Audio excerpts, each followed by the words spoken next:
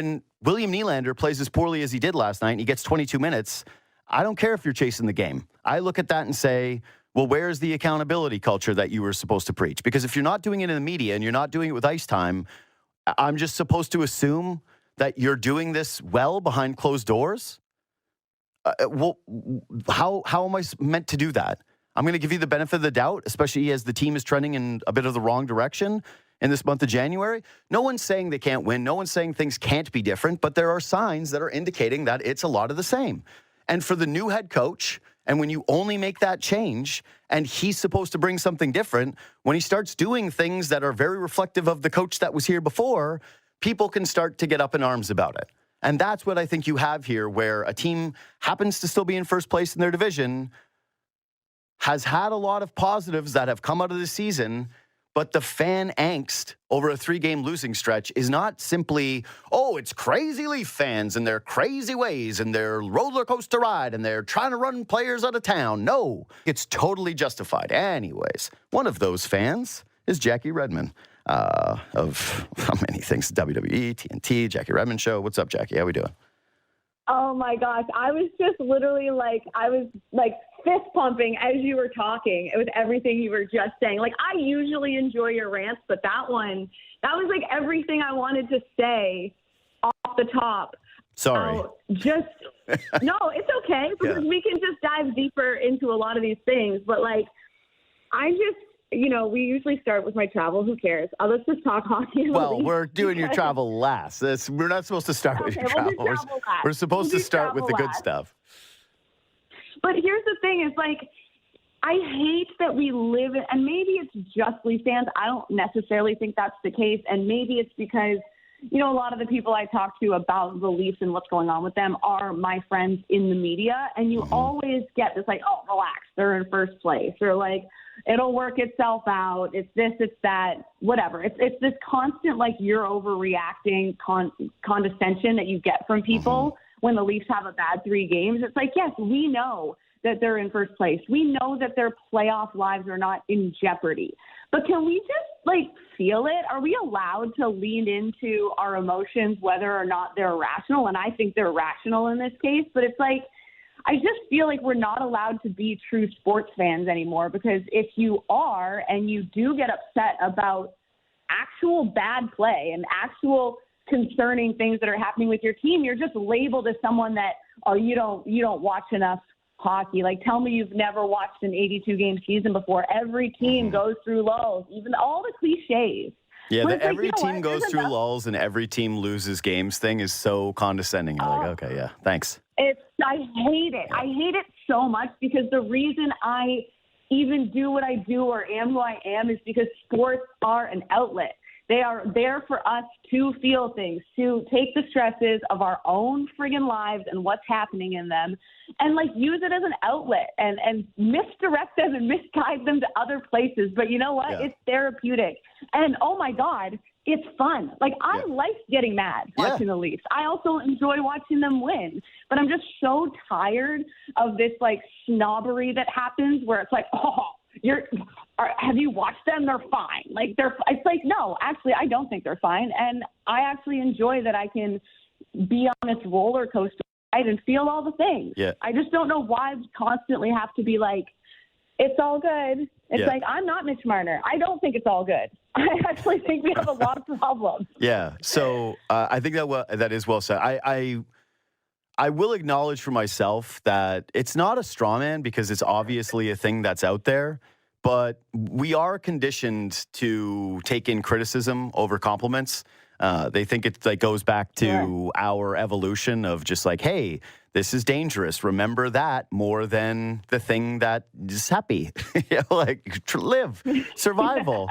And unfortunately, we didn't know that social media was going to happen, where everyone was going to have an opinion on everything that's said. And I think now, it's funny because, there's traditional media spaces like this one that continue and the ones that we work in. But even for people who comment on the team and have just large social media followings, to me, that's that is the media now. That is a form of the media, is large accounts that have big followings and big opinions. And are constantly tracking the team, and I think that they deal with it too. But ultimately, you're right, is that I don't think there are people that are stopping you from being a fan, but I do think there is hesitancy from people because they're afraid of getting labeled a certain way and then not being in a community or something like that. And so with the Leafs, though, I think it's very hyper emphasized because of the market, the contrast between Toronto and some of the other markets that have like basically zilch following, right? Like, I don't know. Have you ever had an interaction with, say, an Anaheim Ducks fan?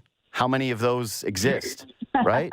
It's like if you do hot Anaheim Ducks tweets, you're not going to get massive pushback. I don't know what I'm sure that's there, and I'm sure their following is diehard. But yeah, there are problems with this team, and I think we should dig in on some of them. And yeah, I started with the accountability stuff, and it seems like that's bothering you a bit too.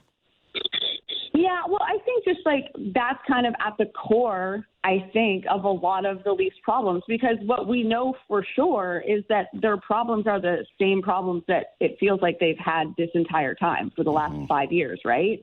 It's depth scoring. It's how do you take your core, whatever you want to call it, core 4, core 5, core 3, how do you win with that being the majority of your salary cap and the players that have to put you on their back and take you there? How do you do it? How do you fill out the rest of your lineup?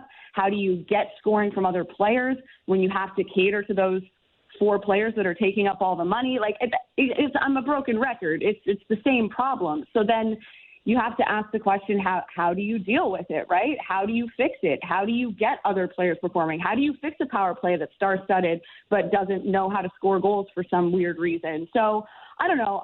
You guys had a great conversation yesterday, you and Chris Versteeg, about accountability, and I feel like, it's repetitive when Chris Versteeg is starting to sound like a broken record. I'm like, I've heard this guy say this a few times before, talking about the Black Hawks and what they would do with Patrick Kane if the first unit wasn't going, then the second unit would go out first with Hossa, and they would do these different things.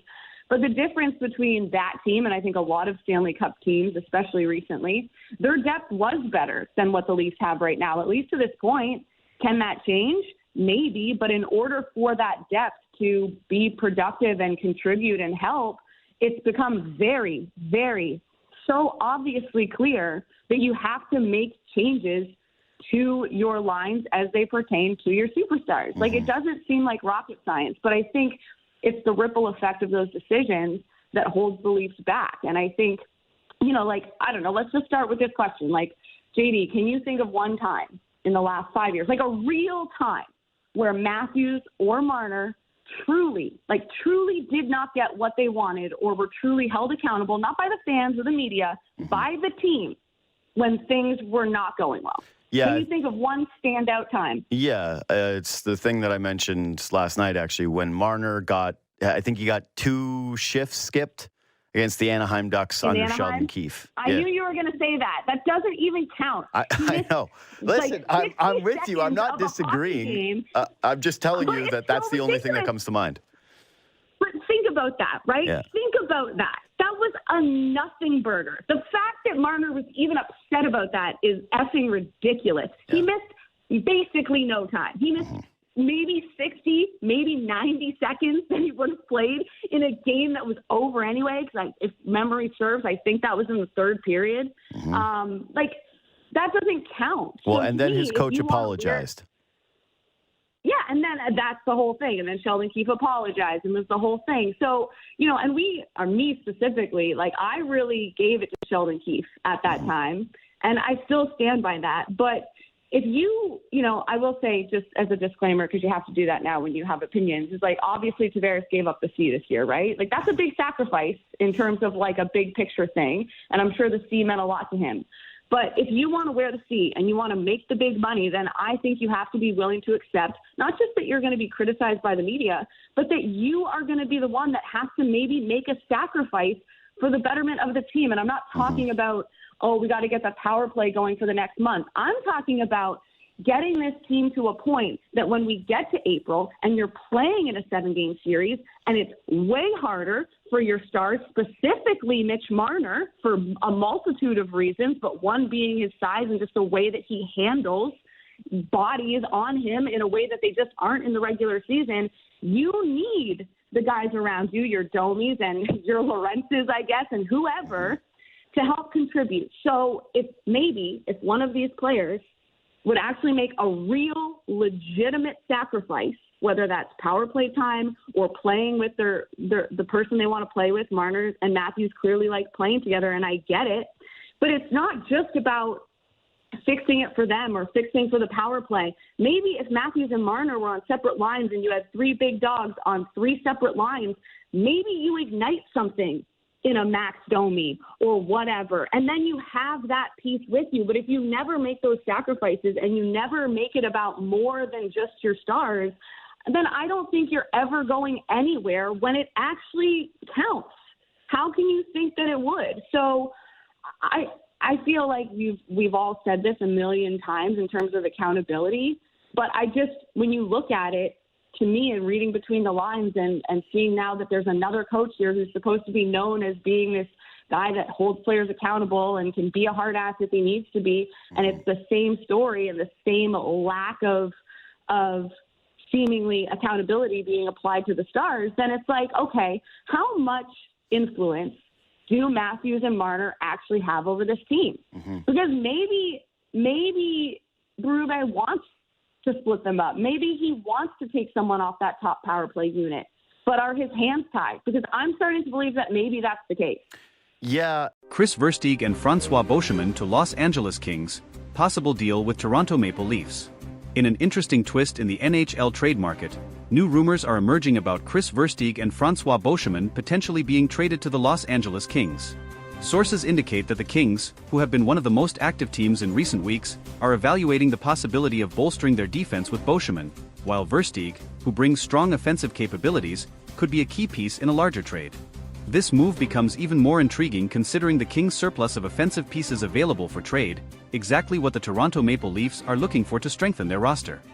It's speculated that with Versteeg included in the deal, the Leafs could be targeting a possible addition like Wayne Simmonds, along with a mid-range draft pick.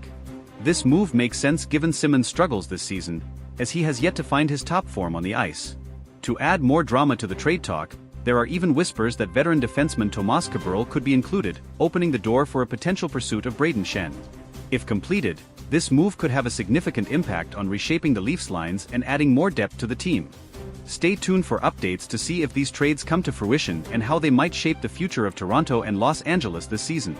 In an interesting twist in the NHL trade market, new rumors are emerging about Chris Versteeg and Francois Beauchemin potentially being traded to the Los Angeles Kings. Sources indicate that the Kings, who have been one of the most active teams in recent weeks, are evaluating the possibility of bolstering their defense with Beauchemin, while Versteeg, who brings strong offensive capabilities, could be a key piece in a larger trade. This move becomes even more intriguing considering the Kings' surplus of offensive pieces available for trade, exactly what the Toronto Maple Leafs are looking for to strengthen their roster. It's speculated that with Versteeg included in the deal, the Leafs could be targeting a possible addition like Wayne Simmonds, along with a mid-range draft pick. This move makes sense given Simmonds' struggles this season, as he has yet to find his top form on the ice. To add more drama to the trade talk, there are even whispers that veteran defenseman Tomas Kaberle could be included, opening the door for a potential pursuit of Brayden Schenn. If completed, this move could have a significant impact on reshaping the Leafs lines and adding more depth to the team. The Kings' situation is complex, as they are in the midst of a transitional period. Their aging roster, which includes a core group that led them to several successful playoff campaigns in the past, has seen some struggles in recent seasons.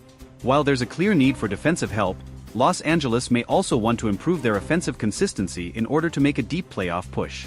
The combination of Beauchemin's defensive reliability and Versteeg's offensive upside could help the Kings balance their lineup. From the Leafs' perspective, this potential deal is about retooling for the future. The team is in a position to compete, but they also need to solidify certain areas on the ice.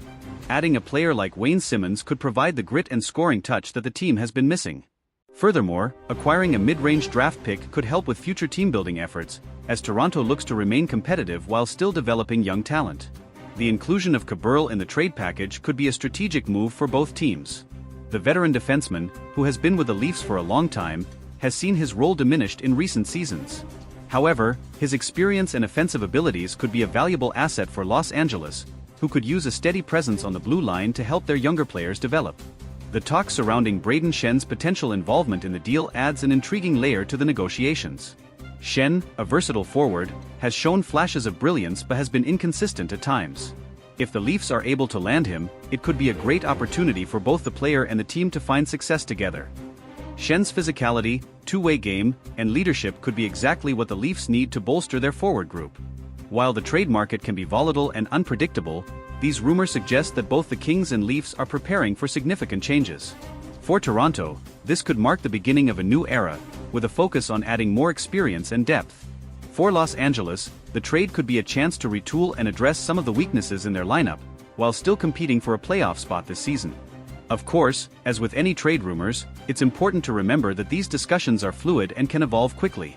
There are many moving parts in these types of negotiations, and both teams will likely have to weigh their options carefully before making any final decisions.